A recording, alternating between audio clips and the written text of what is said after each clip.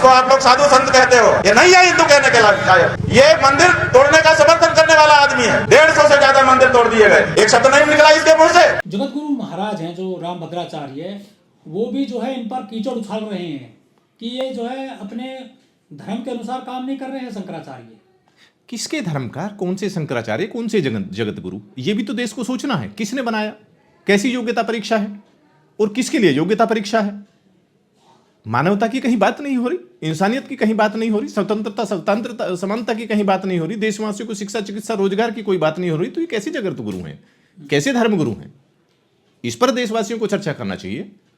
इस पर देशवासियों को सजग करने का प्रयास किसी ने नहीं किया और ना कोई करना चाहता है। सारे राजनीतिक दलाल बैठे, पूंजीपतियों के जो घूसखोर, हिस्साखोर, कमीशनखोर लोग बैठे हैं, राजनीतिक दलाल बैठे हैं, जो निरंकुश शासन सत्ता थोपने के लिए अपनी भूमिका कठपुतली की तरह से निभा रहे हैं। लेकिन ये तो हिंदू राष्ट्र बना रहे थे, क्या हिंदू राष्ट्र में से बाबाओं के कुकर्म छिपेंगे? कौन सा हिंदू राष्ट्र बनाना चाहते हैं, कैसा हिंदू राष्ट्र बनाना चाहते हैं जो संविधान की और संवैधानिक व्यवस्था की हत्या करने पर तुले हुए हैं? देश की संवैधानिक व्यवस्था पर, देश की मानवीय व्यवस्था पर, इंसानियत पर और देशवासियों के जो संवैधानिक पद प्रतिनिधित्व हैं, जो सामाजिक न्याय के आधार पर कोई सा भी धर्मगुरु या जो इतने शंकराचार्य हैं, जगत गुरु, कोई प्रयास नहीं करना चाहता। तो क्या गलती कर दी शंकराचार्य ने सरकार से टकरा कर? अपनी बात को कहने का एक तरीका है, जनजागरण का, सच्चे लोगों को इकट्ठा करके वो जो अपनी बातों को कहते हैं, समता समानता और स्वतंत्रता की बात कहते हैं और जनजागृति की बात कहते हैं, उसे सत्संग कहते हैं। या कौन से सत्संग होते हैं? सिर्फ मायावी तिलस्मी और काल्पनिक दुनिया को थोप कर देशवासियों का बौद्धिकरण, भाग और भगवान के नाम पर मतिहरण, चीरहरण करने का प्रयास किया जा रहे हैं। तो क्या देश को देना चाहते हैं? आज मतलब देश के बाद चीन आजाद हुआ, आज वो शिक्षा, चिकित्सा, स्वास्थ्य सुविधाएं, रोजगार और तकनीकी, उस पर आज विश्व में एक अपना एक चरमोत्कर्ष पर पहुंच रहा है। परंतु हम कहां पे जा रहे हैं? हम शिक्षा, चिकित्सा, स्वास्थ्य सुविधाओं पर चर्चा ही नहीं करना चाहते। देश को पूंजीपति और देश के आर्थिक संसाधनों को निजीकरण के नाम पर लूट रहे हैं। एनपीए के नाम पर उनको पूरी खुली छूट दी जा रही है, उनके कर्ज माफ किए जा रहे हैं और देशवासियों को जो सामाजिक न्याय के आधार पर जो रोजगार दिए जाते थे, उनको कॉलेजियम के नाम पर, लेटरल एंट्री के नाम पर, कॉन्ट्रैक्ट के नाम पर, आउटसोर्सिंग के नाम पर उनकी हत्या की जा रही है, उनको हड़पा जा रहा है। तो ऐसा कैसे देश विश्व गुरु बनेगा? भगवा की आड़ में मठ मंदिरों पर भी कब्जा करना चाहते हैं और मठ मंदिर की आड़ में, भगवा की आड़ पर देश के साधनों संसाधनों को भी लूटना चाहते हैं और संवैधानिक पदों पर बैठकर वेतन भी लेना चाहते हैं। जो भी सत्य सनातन की बात करेगा, सत्य न्याय और प्रामाणिकता की बात करेगा, विधि विधान और संविधान की बात करेगा, देश में देखा गया है कि उन पर किसी न किसी तरह से मुकदमे दर्ज करके उन्हें जेल में भेजने का प्रयास किया गया है, उनकी आवाज़ को बंद करने का प्रयास किया गया है। मैं इस मुद्दे पर ये जहाँ पर माननीय न्यायालय ने रिपोर्ट दर्ज करके विवेचना की कार्रवाई की गई है, वो विवेचना का विषय है। परंतु आज जो देश के सामने है, एक बुनियादी ज्वलंत मुद्दा है कि राजनीति को धर्म से अलग रखना चाहिए, धर्म का राजनीतिकरण नहीं होना चाहिए और राजनीति का भगवाकरण नहीं होना चाहिए, राजनीति का अपराधीकरण नहीं होना चाहिए और धर्म के नाम पर देश में पूंजीपतियों के राजनीतिक गुलाम, नफरत के शैतानों द्वारा देश को शिक्षा, चिकित्सा, स्वास्थ्य सुविधाओं से वंचित करके मूर्खिस्तान और पाखंडिस्तान बनाकर देशवासियों का मतिहरण, बौद्धिकरण करके चीरहरण और चरित्रहरण ना किया जाए। आज देश के सामने ये विषय है। इस पर जो भी चर्चा करेगा उसको आज मुकदमों का सामना करना पड़ रहा है, उनकी कहीं कोई सुनवाई नहीं होती। देश में संवैधानिक लोकतंत्र की कोई बात की जाती है तो जो संवैधानिक पदों पर बैठे हैं या विधायिका पर बैठे हैं या न्यायपालिका पर बैठे हैं या कार्यपालिका पर बैठे हैं, उस पर उनको सुनवाई का ही समय नहीं है। हिंदू धर्म और सनातन धर्म दोनों एक तरह से विरोधाभासी चीज़ें हैं। जहाँ सनातन धर्म की बात करते हैं वहाँ सनातन धर्म है कहाँ, बचा कहाँ है?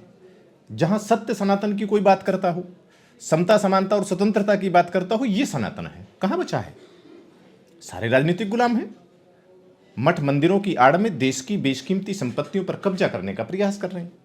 देश से की जो शासन सत्ता है उन्हें अपने अधीन करके या उन जो धार्मिक स्थलों पर, धार्मिक प्रतीकों पर कब्जा करके देश की संवैधानिक सत्ता पर या राजनीति पर कब्जा करना चाहते हैं और भगवा की आड़ में अपराधी, नशेड़ी, गंजेड़ी, भंगेड़ी आज देखे जाते हैं। कहीं पे भी तिराए चुराए और कहीं पे भी ग्रीन बेल्ट पे या सार्वजनिक संपत्ति पर कब्जा करके खुलेआम अधर्म कर रहे हैं। ये शंकराचार्य कह रहे थे कि हम मुख्यमंत्री योगी जी को मुख्यमंत्री ही नहीं मानते, जबकि वो संवैधानिक शपथ लिए हुए हैं योगी जी। जहां तक आज कहा जाता है कि भाई या तो योगी रहो, आदित्यनाथ रहो, या अजय सिंह बिष्ट बनकर मुख्यमंत्री रहो। अगर योगी हैं तो फिर राज सुख का भोग करके सरकार से वेतन क्यों लेते हैं? विषय ये है ना। तो आज जो कहा कि राजनीति का भगवाकरण किया जा रहा है या धर्मांतरण किया जा रहा है, तो ये एक अपने आप में संविधान विरोधी कृत्य है। और जहां कहा कि हिंदू कौन है, हिंदू किसे कहते हैं? हिंदू कोई धर्म ही नहीं है। माननीय सुप्रीम कोर्ट ने भी कहा, बीजेपी आरएसएस ने, मोहन भागवत जी ने भी कहा है, माननीय प्रधानमंत्री जी भी कह चुके हैं। और जहां कहा गया कि हिंदू एक गाली है, मुगलों के द्वारा दी गई गाली थी या उनके द्वारा था, तो वहां उसका मतलब ये था कि जो कर्म से हीन और धर्म में दीन बनाने की जो अवस्था देश में थोपी जा रही है, देशवासियों को कर्म से हीन और धर्म में दीन बनाकर शिक्षा, चिकित्सा, स्वास्थ्य सुविधाओं से बहिष्कार करके, वंचित करके, दूर करके, उनके सामाजिक, आर्थिक, राजनीतिक, शैक्षणिक और मानवीय विकास के अधिकारों से वंचित करके, उन्हें दूर करके संवैधानिक व्यवस्था की हत्या करने का जो प्रयास किया जा रहा है, इस चीज पर है। तो कहां किस चीज पर चर्चा हो रही है? योगी जी ने कहा कि हम तुमको शंकराचार्य ही नहीं मानते, इनका विवाद चला हुआ है और सुप्रीम कोर्ट में मैटर भी है। जहां देश में सत्य, न्याय और प्रामाणिकता के आधार पर देखें तो कौन योगी है जिन पर बात हो रही है? कौन शंकराचार्य है जिनके बारे में बात की जा रही है? जहां समता, समानता और स्वतंत्रता की कोई बात नहीं है। धर्म वो है जिसको धारण किया जा सके, जिसको थोपा ना जाए, वो धर्म है। जिसे थोपा जाए, जिसमें जबरदस्ती की जाए, जिसके समता, समानता और स्वतंत्रता के अधिकारों को छीना जाए, वो धर्म कहाँ? वो तो अधर्म है, अपराध है, संगठित अपराध है। कुछ लोग ऐसे होते हैं जहां कोई योग्यता परीक्षा तो होती नहीं है। जो धर्म संसद है वो देश की संसद से ऊपर कैसे हो जाएगी? देश की विधि, विधान और संविधान से ऊपर कैसे हो जाएगी? तो ये देश पर जो सवालिया निशान लगा है, वो सबको विधि के समक्ष सब समान है और विधियों का समान संरक्षण सबको मिलना चाहिए और विधि के अनुसार कानूनी कार्रवाई सुनिश्चित होनी चाहिए और सत्य, न्याय और प्रामाणिकता के आधार पर होनी चाहिए। आरोप लगे, परंतु आरोपों की जांच सत्य, न्याय और प्रामाणिकता के आधार पर ही होनी चाहिए। अपराध हुआ या अपराध किसने किया, ये अपने आप में सत्य को सबके सामने परिलक्षित करेगा। देश में आज साधु, संत, सन्यासी और महात्मा देखने को नहीं मिलते हैं। आज देश में साधु, संत, सन्यासी के भेष में या भगवा की आड़ में धर्म और धार्मिक प्रतीकों पर कब्जा करके राजनीतिक गुलाम बैठे हैं, पूंजीपतियों के राजनीतिक दलाल बैठे हैं, जिन्हें देश और देशवासियों की कोई चिंता नहीं है। देश में मानवता का विकास हो, इसकी कोई चिंता नहीं है। उनका ये है कि वो किसकी चाटुकारिता कर रहे हैं, किस पार्टी के समर्थक हैं, अपने उसके समर्थन की कीमत दे रहे हैं। लेकिन शंकराचार्य जी वैसे धार्मिक काम में लगे हुए हैं, वो धर्म का चोला उन्होंने ओढ़ रखा है, लेकिन वो राजनीतिक बयान बहुत ज्यादा देते हैं। इन पे जो है 2015 में लाठीबाजी थी पुलिस की, समाजवादी पार्टी की सरकार में। कौन से धर्म का काम कर रहे हैं? राजधर्म का या देशवासियों के धर्म का या अपने धर्म का? जब देशवासियों की समता, समानता, स्वतंत्रता की बात आती है, सामाजिक, आर्थिक, राजनीतिक और मानवीय विकास के अधिकारों की बात आती है, संवैधानिक अधिकारों की बात आती है, तो वो किसको चुनते हैं?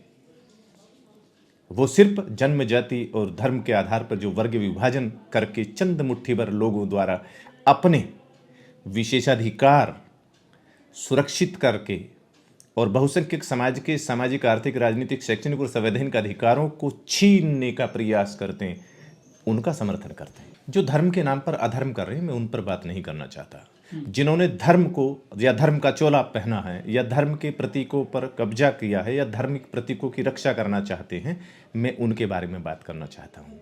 धर्म की एक बुनियादी परिभाषा है, एक भाषा है कि धर्म जीवन है, जीवन का सार है, जीवन के कुछ निश्चित रीति, नीति और सिद्धांत हैं जिन्हें धैर्य से धारण करके व्यक्ति, समाज या परिवार का या देश का कल्याण किया जा सकता है।